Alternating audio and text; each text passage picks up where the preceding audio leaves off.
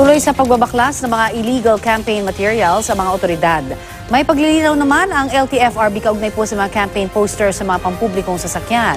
At may ulat on the spot si Tina Panganiban Perez. Tina?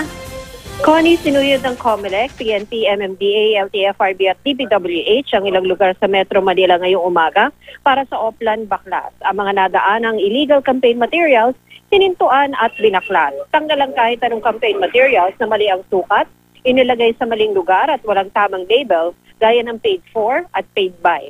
Ayon kay COMELEC spokesperson Director James Jimenez, bago sila magbaklas ngayong araw, ay nabigyan na ng notice sa mga kandidato. Ang mga binaklas na illegal campaign materials itatago raw para gamitin ebidensya sa mga kasong isasampa sa mga kandidato. Nagbigay ng ilang babala ang COMELEC sa mga nakalipas na linggo, pero ayon kay Jimenez, posibleng di mga kandidato ang nag-utos na ikabit ang mga poster nila. Baka raw mga taga-suporta nila ang nagkabit dahil hindi nakakaabot sa kanila ang mga babala ng COMELEC.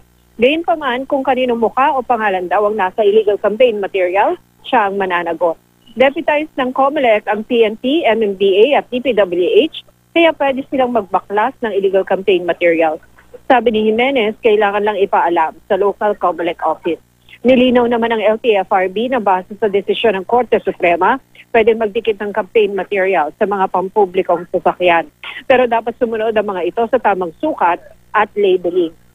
Hindi naman daw i-impound ang lalabag sa mga lalabag na pampublikong sasakyan basta hindi kolorum ang mga ito. Pero babaklasin ang illegal campaign materials at parurusahan ng transport company. Paglabag daw ito sa prangkisa at 5,000 piso ang parusa sa unang paglabag.